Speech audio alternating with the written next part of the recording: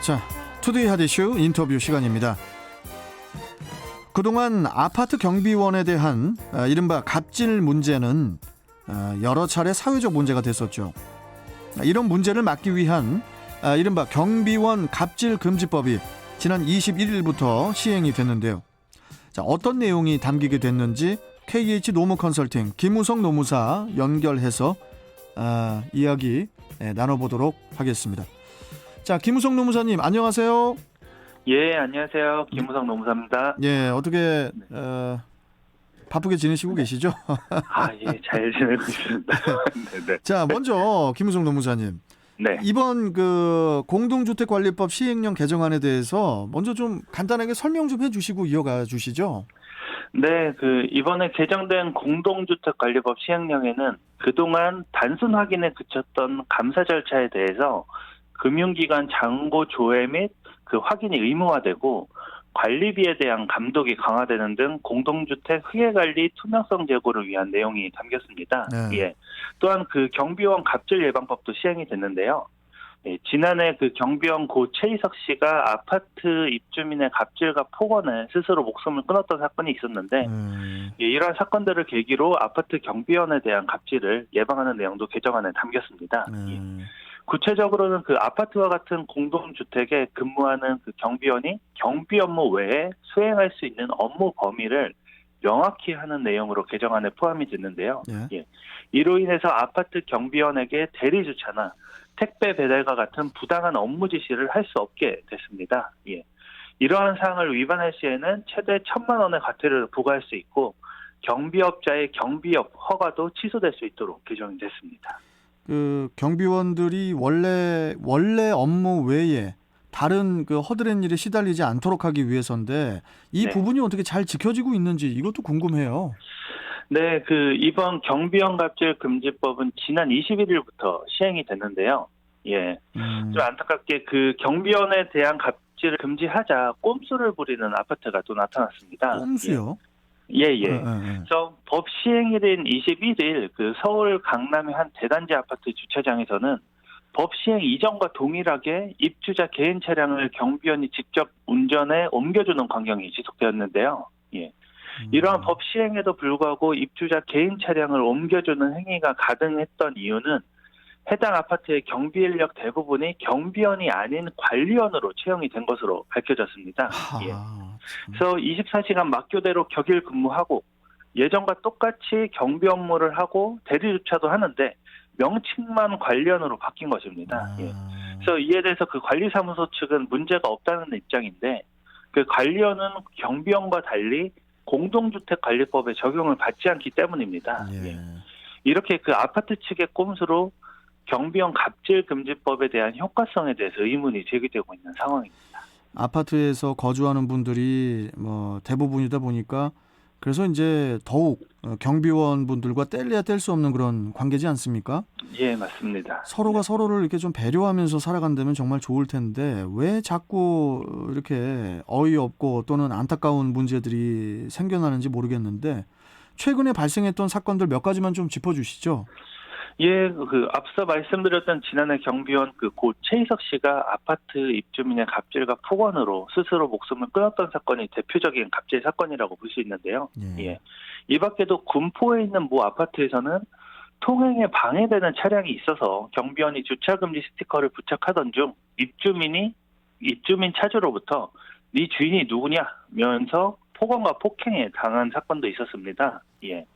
또한 경기도 김포의 한 아파트에서 자신의 지인 차량이 차량 등록으로 아파트 단지에 진입하지 못하게 되자 통과시켜주지 않았다는 이유로 경비원들을 폭행해 갈비뼈가 손상되고 코뼈가 부러지는 중상을 입힌 사건도 있었습니다. 예. 이 밖에도 경비원에 대한 갑질의 행태는 많은데요. 흔한 말로 잘리기 싫으면 똑바로 일해라는 식의 입주민들에 의해 무리한 요구가 갑질의 주요 원인으로 나타나고 있지만 입주민 대표회의에 의해 관리업체의 계약 여부가 결정되다 보니 여전히 입주민의 무한 권력과 갑질이 반복되고 있다고 볼 수 있습니다.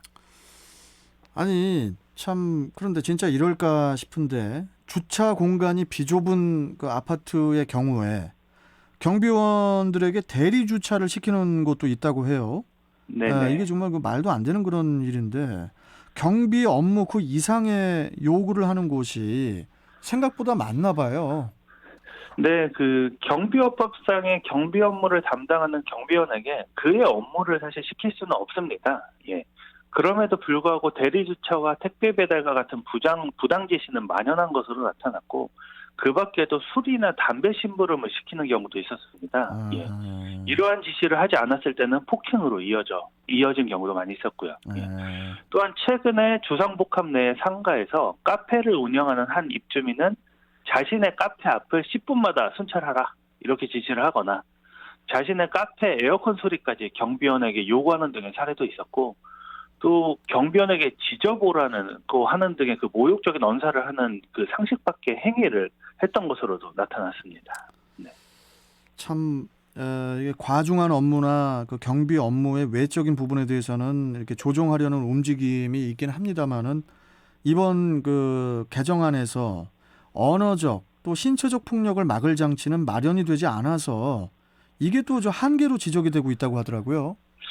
네, 그 이번 개정법에서 그 경비원이 고유의 경비 업무 외에 가능한 업무로 낙엽 청소나 제설 작업, 그리고 재활용품의 분리 배출 정리와 감시, 위험 발생을 방지하기 위한 차량 이동 조치, 그리고 택배 우편물 보관 업무를 이렇게 한정을 했는데요. 예. 따라서 입주민은 이 외의 업무를 경비원에게 시킬 수는 없습니다. 예. 다만 이번 개정법을 통해 가능해진 분리수거와 같은 업무는 그동안 관행적 또는 불법적으로 해오던 업무임에도 불구하고 이러한 업무가 법에 명문화되면서 오히려 경비원의 업무가 가중될 수 있다는 우려도 나오고 있습니다. 예. 이로써 경비 업무만을 담당했던 아파트에서도 개정법을 근거로 경비원에게 분리수거 등의 업무를 요구하는 것도 어떻게 보면 가능해졌는데요. 예. 또한 경비원에 대해서 그 언어적 신체적 폭력으로 인한 문제에 대해서는 개정안에 별도로 규정하고 있지는 않습니다. 예, 경비원 폭행에 대해서 형법상의 폭행 등으로 보호받을 수는 있지만 이런 것들은 다 사후적인 조치에 불과한데요. 네. 이런 그 행정명령이나 처벌보다 더 중요한 건 그 공동체의 일원인 경비원분들을 배려하는 입주민들의 성숙한 시민의식이 보다 필요할 것으로 보입니다. 자, 그런데 김우성 노무사님. 네네. 평상시에 이렇게 관행적으로 하던 업무를 이렇게 법률적으로 이렇게 금지를 시키게 되면은 입주자 대표회의에서 뭐 예를 들자면 뭐 비용 절감 차원에서 경비원을 감축하겠다. 뭐 이런 또 초강수를 내놓지 않을까 이런 생각도 좀 해보게 되는데 어떻게 생각하시나요? 네, 그 대리주차 업무를 경비원들이 해서는 안 되는 업무로 분류했더니 실제로 일부 아파트 입주민 사이에서는 대리주차를 할 수 없다면 경비원이 필요하지 않다, 자르겠다, 뭐 이런 얘기들이 나오고 있는 것으로 알려졌습니다. 예. 예, 실제로 일부 현장에서는 그 일반 근로자로 전환을 염두에 두고 대량 해고가 발생하는 사례도 있는 것으로 확인이 되는데요. 현재 경비원분들은 노동부 승인이 있으면 감시단속적 근로자로 구분이 돼서 근로기준법에 제시하는 주 52시간제, 주휴수당, 연장근로 가산수당 등이 적용되지 않습니다. 예. 다만 이렇게 업무 확대에 의해서 일반 근로자로서 전환이 되는 경우, 감시단속적 근로자가 아니라 일반 근로자로 전환이 되는 경우에는 이러한 주휴수당, 연장근로 가산수당이 다 적용이 돼서 인건비 증가도 예상될 수 있는 부분이긴 하는데요. 예, 그 노동계에서는 관리 업무의 허용, 그리고 일반 근로자 전환 등과 관련해 현장에 부작용이 생기지 않도록 정부에서 적극적으로 들여다봐야 한다는 지적이 있는데요.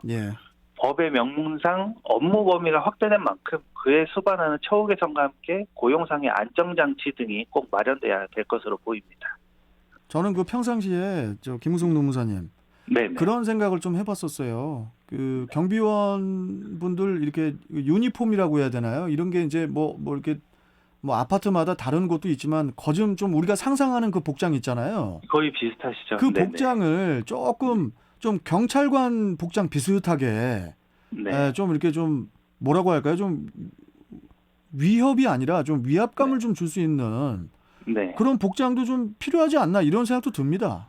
복장에서 오는 그런 좀 뭐 인식도 충분히 달라질 수 있기 때문에 그런 것도 좋은 방법일 것 같습니다. 유니폼이 이게 또 중요하잖아요. 네, 맞습니다. 뭐 아니면 저 다 군복을 그런 건 안 되겠지만은 여하튼 이 복장도 상당히 중요하다. 이런 생각을 좀 또 한번 해보게 됐고.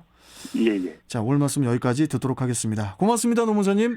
예, 감사합니다. 네, 자 지금까지 KH 노무 컨설팅 김우성 노무사와 함께했습니다.